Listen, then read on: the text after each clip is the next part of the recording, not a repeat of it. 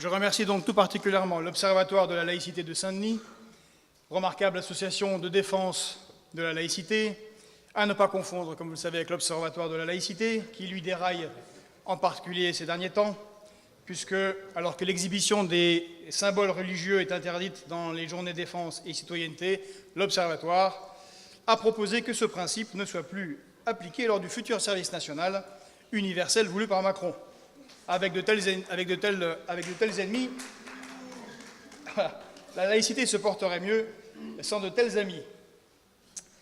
On m'a aussi demandé pourquoi je venais cette journée sur l'universalisme ce samedi, alors que se joue l'acte 9 des Gilets jaunes et que le gouvernement de Macron durcit sa réaction et montre son intransigeance. Je m'excuse également, parce que j'ai une fièvre carabinée, donc je suis à peu près à 39, et donc je vais faire au mieux. Alors d'abord, j'étais ce matin...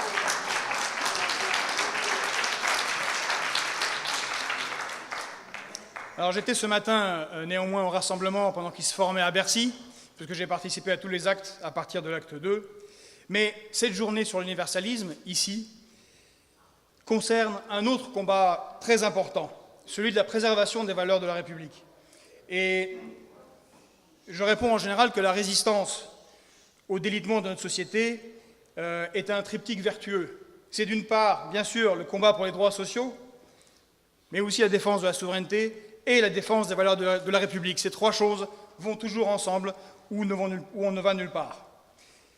Il est vrai que la notion d'universalisme républicain peut sembler bien fragile à l'échelle de notre vaste monde où les flux économiques, démographiques, culturels et religieux s'entrecroisent et s'entremêlent en faisant de plus en plus fi des frontières et des traditions politiques nationales. Qu'aurions-nous, nous, Français, de si singulier, de si essentiel à dire dans cette effervescence planétaire? Ne serait-ce pas là de simples restes de notre bon vieux chauvinisme hexagonal? Et d'ailleurs, au premier abord, rien ne pourrait sembler si proche de l'idéal universaliste français que le formidable processus que constitue la mondialisation, un processus porteur de multiples promesses depuis 1945. L'établissement d'un socle commun de droits humains en 1948, mais également le développement d'un réseau d'organisations de juridictions internationales censées permettre le règlement politique des conflits qui en sont les principales illustrations. Cependant, à rebours de ce que l'on pourrait laisser penser cette première intuition, nous assistons aujourd'hui non pas à une homogénéisation des diverses conceptions de la citoyenneté à travers le monde, mais au contraire à un morcellement communautaire généralisé auquel notre pays lui-même n'échappe plus.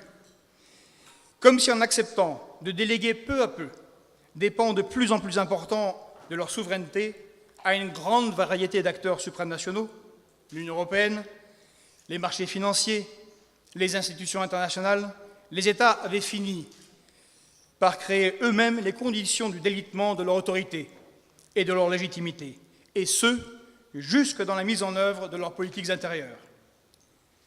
Ainsi, ayant échoué à faire perdurer ce que Marcel Gauchet appelait, au second degré, le mensonge gaullien, à savoir l'affirmation par la France de sa spécificité et de l'unicité de son message universaliste dans le concert des nations, notre pays serait à son tour devenu cet interlocuteur inoffensif.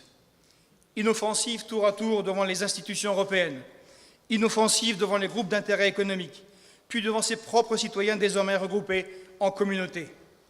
S'agissant de la laïcité, qui, parmi nous, a été surpris en entendant, fin 2017, le Premier ministre Édouard Philippe revendiquer une laïcité apaisée lors de ses vœux à la communauté juive de France, affirmant qu'aucun porteur de kippa n'avait jamais menacé l'ordre public.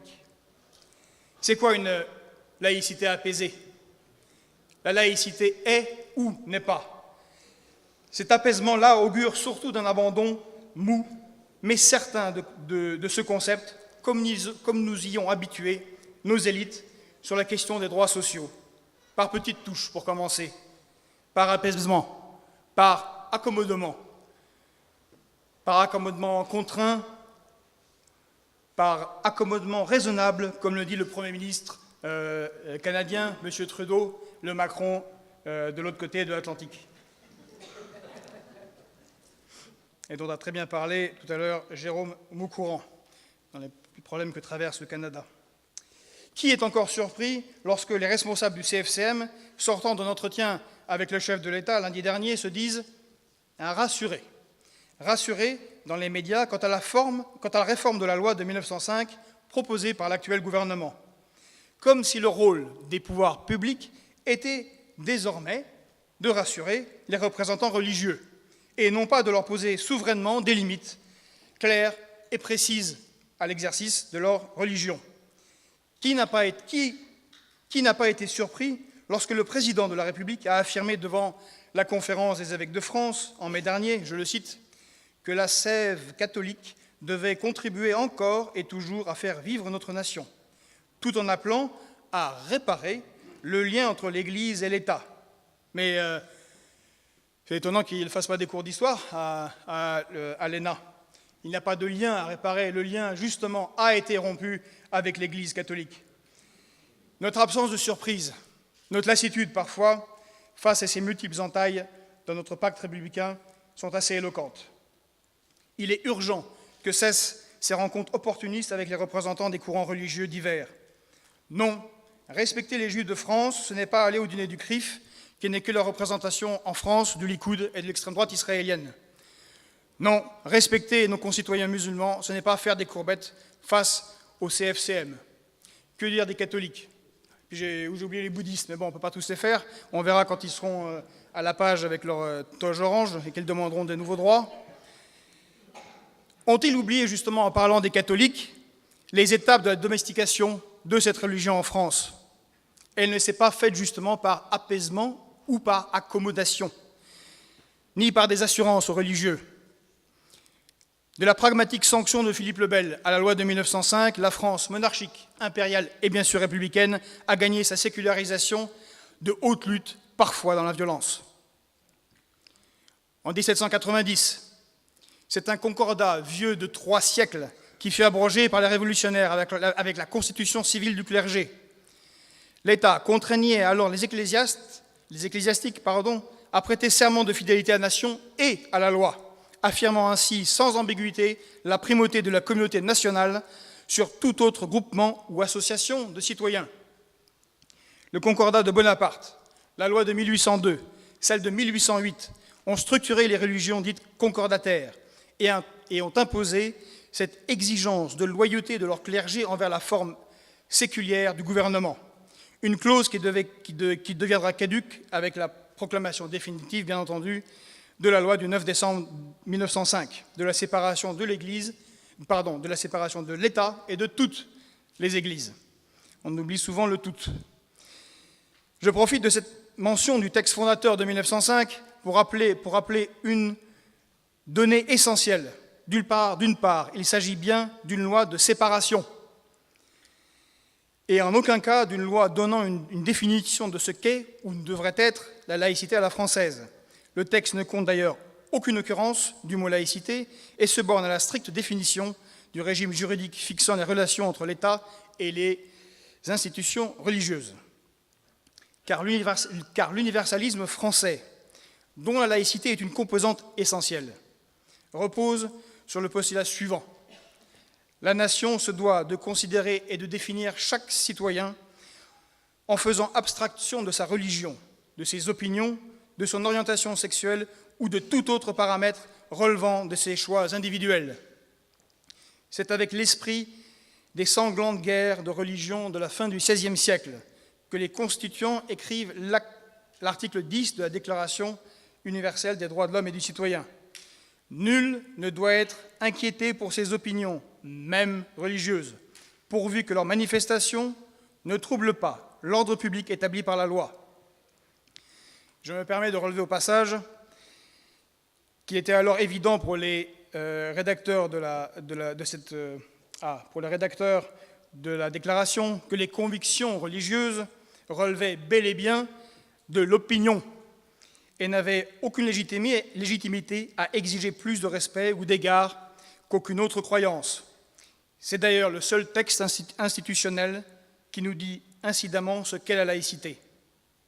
Ce n'est pas la neutralité de l'État, comme on le dit trop souvent, mais celle du citoyen, qui ne prétend pas à un régime dérogatoire au prétexte que la foi ne serait pas une opinion comme une autre. Si, la foi est une opinion comme une autre, discutable, réfutable et donc caricaturable.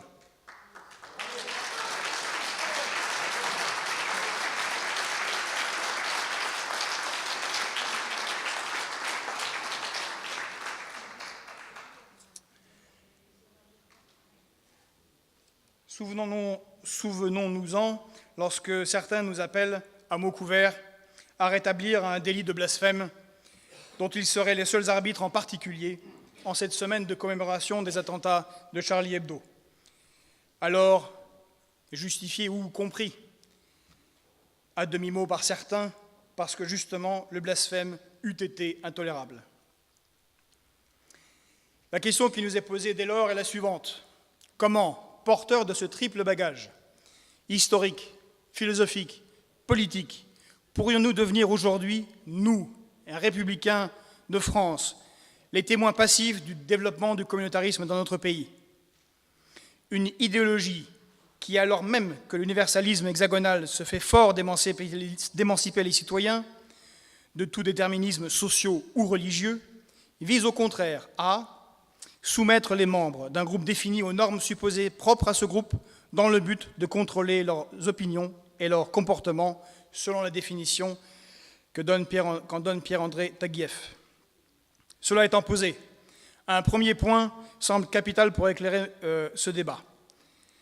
L'approche communautariste, la différenciation du traitement des citoyens et des droits que la République entend leur octroyer, s'inscrit en radicale opposition avec l'histoire de notre pays, qui est d'abord et avant tout celle d'une lente et tumultueuse unification territoriale, linguistique et juridique, dont quelques souverains auront été parmi les plus grands artisans, de Philippe le Bel à Bonaparte, en passant par Louis XI et Henri IV. Notre idéal républicain, je dis notre, mais je pense que c'est partagé ici, est celui de l'indivisibilité de la nation, rappelé dans le premier article de la Constitution de 1958. Mais c'est également celui de l'exercice univoque et sans partage de la souveraineté nationale par le peuple dans son entier, que l'on trouve dans son article 3e. Aucune section du peuple, ni aucun individu ne peut s'en attribuer l'exercice. Le deuxième point essentiel me semble être le suivant. Je ne parviens pas à considérer le communautarisme comme une forme aboutie et définitive d'organisation sociale. En d'autres termes, j'estime qu'il constitue, là où il règne, le témoignage de luttes de pouvoir non résolues, l'exemple de Détroit aux États-Unis, où le phénomène de partition sociale sont encore très forts, plus de 50 ans après les émeutes de 1967 et leurs 43 morts, en est l'exemple éloquent. Je veux aussi citer rapidement ici nos camarades et camarades combattantes des YPG, et spécifiquement les YPJ du Rojava, ces femmes et ces hommes qui ont combattu face à Daesh en défendant Kobané, en prenant Manbij et en prenant Raqqa. Je fais allusion à eux parce que pour la plupart d'entre eux, ils sont musulmans. Cette armée est composée de 30% de femmes. C'était une commandante qui commandait la défense de Kobané. Tout le monde pensait que cette ville tomberait aux mains de Daesh. Ils ont été le fer de lance de la résistance d'un des pires fascismes de l'époque contemporaine.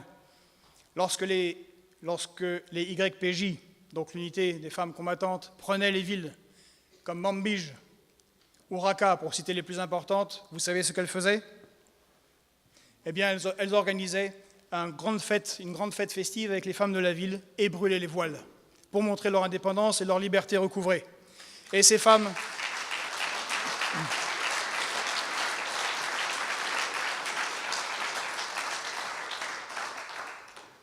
Et justement, ces femmes peuvent contribuer à construire ce Rojava. On verra ce qu'il en sera, mais un Rojava démocratique, féministe, socialiste et écologiste.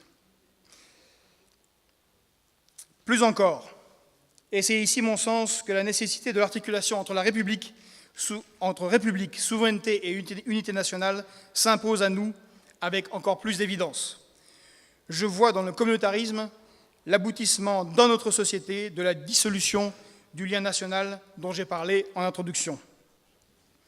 J'y vois une victoire supplémentaire d'une conception de la vie en société réduisant les relations humaines au seul rapport de force, dans ce que le grand philosophe du droit, Alain Suppiot, appelait le retour des liens d'allégeance, ou les réduisant aux relations de contrat dans les eaux froides du calcul égoïste, comme le disait Karl Marx. J'y vois la victoire d'un individualisme terne sur les promesses égalitaires et solidaires de notre République. Une République dont il est rappelé dans le premier article de la Constitution qu'elle est démocratique et sociale. Je crois qu'en renvoyant les citoyens à leurs seuls droits individuels, en ne s'adressant à eux qu'en tant que membres d'une communauté plus ou moins fantasmée, l'État a fait en réalité le lit de son propre affaiblissement futur, dans un cercle vicieux dont il sera bien difficile de sortir. Et pour ceux qui me connaissent et ceux qui ne me connaissent pas, vous entendez mon nom. Mon nom c'est Kuzmanovic, je suis yougoslave. Mon nom c'est Ben Habib. C'est presque pareil. Vous êtes d'Algérie? D'Algérie. Eh oui, eh bien de Yougoslavie. Et français maintenant, tous les deux. Parfait. Mais justement, dans cette Yougoslavie, qui a connu des guerres communautaires et religieuses ultra-violentes depuis 1991, tout a éclaté dans de petites communautés rabougries sur leurs églises orthodoxes, catholiques ou sur leurs mosquées, plus sur leurs synagogues, puisque les nazis sont passés par là et ont massacré tout le monde, tous les juifs, entre 1939 et 1945. Mais l'idée nationale politique de Yougoslavie a disparu à ce moment-là. Or, il faut le rappeler, c'est justement cette Yougoslavie qui avait un sens universaliste, puisqu'elle a soutenu ses camarades du FLN en Algérie à se libérer en envoyant des armes, et puis en construisant le mouvement des non-alignés avec tous les décolonisés qui ont été soutenus. Qu'est-ce que maintenant la Yougoslavie? Plus rien. Je déborde un peu, ça va? Il faut que je raccourcisse. Ah, on ne s'est pas rattrapé, vous voyez, c'est... Bon. Allez.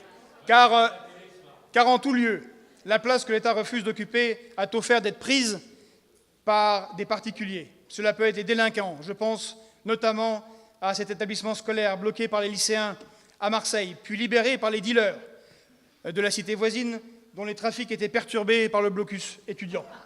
Eh oui. Mais parfois, ce sont aussi des acteurs socio-religieux, porteurs d'un discours de repli sur leur noyau, le seul noyau qui vaille à leurs yeux, celui du clan, de la famille, du quartier, de la race, pour reprendre les termes d'Ouria Boutelja dans son tristement célèbre livre « Les Blancs, les Juifs et nous », ou encore les pouvoirs d'argent, si bien décrits et combattus par le Conseil national de la résistance. Tous sont des alliés objectifs pour la destruction de l'État et des valeurs de la République. Ceux qui cassent les protections sociales sont toujours aussi ceux qui morcellent la société. En un implicite, ce que l'État refuse de faire pour toi, ta communauté le fera, ta communauté s'en chargera.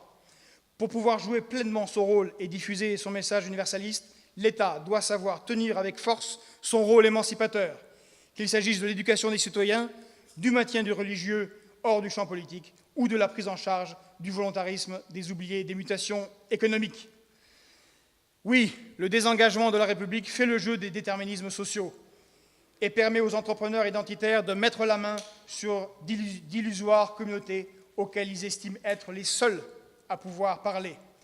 Ce ne sont ni Emmanuel Macron, ni Nicolas Sarkozy qui prononcent en 2017 les paroles suivantes, je cite, « L'État n'est pas un guichet automatique. Il a déjà déversé des centaines de milliards d'euros depuis 40 ans. Ce qui marche en banlieue, c'est le libéralisme. L'argent n'est pas raciste. Regardez Uber. » Cette phrase, c'est par Yacine Bellatar qu'elle a été dite. Le fait même que cette personne, dont la ligne communautariste est bien connue, fasse un appel au désengagement de l'État, me conforte dans l'idée selon laquelle nous ne pourrons ni poursuivre une œuvre de glorification aveugle des libertés, notamment économiques, ni mener des politiques de renonciation à l'exercice de notre souveraineté nationale, notamment vis-à-vis des institutions internationales, qu'elles soient financières ou politiques, sans en payer le prix au sein même de notre population. Je laisserai ici la parenthèse que je voulais faire sur les États-Unis, mais je voudrais rappeler, pour ceux qui pensent que la défense des valeurs de la République serait une attaque contre les musulmans, que ce sont avant tout les musulmans qui sont victimes du terrorisme islamiste à travers la planète. En effet, 95% d'entre eux en sont les victimes. C'est avant tout avec eux que se manifeste notre solidarité. Il faut savoir que depuis les attentats de Charlie Hebdo, quelques 800 personnes, citoyens, sont morts en Occident, dont des musulmans, mais plus de 35 000 dans les pays où la religion musulmane est dominante. Le monde musulman est d'ailleurs aujourd'hui interrogé dans ses certitudes par un nombre croissant de ses intellectuels, comme il le fut dans l'Andalousie du XIIe siècle par Averroès, un épisode que le grand cinéaste égyptien Youssef Chahine a magnifiquement relaté dans l'un de ses films, Le Destin.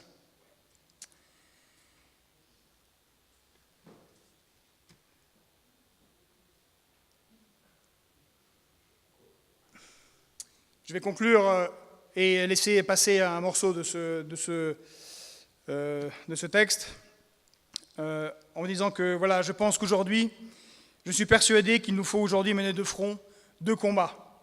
D'une part, conserver l'intransigeance républicaine dans tous les domaines d'intervention de l'État au nom de notre histoire et de la défense du modèle de société que nous avons au fil du temps façonné. Et d'autre part, la défense intraitable de notre souveraineté populaire et nationale dans les domaines économiques et politiques, afin de préserver la capacité de la nation à façonner, unir et protéger l'ensemble des citoyens. C'est à ce titre que les notions de république et de souveraineté peuvent continuer à guider notre engagement politique à venir. En vous remerciant encore pour votre invitation, je souhaite une longue et belle vie à ces biens si précieux, l'universalisme républicain et notre inlassable lutte pour sa défense. Je vous remercie.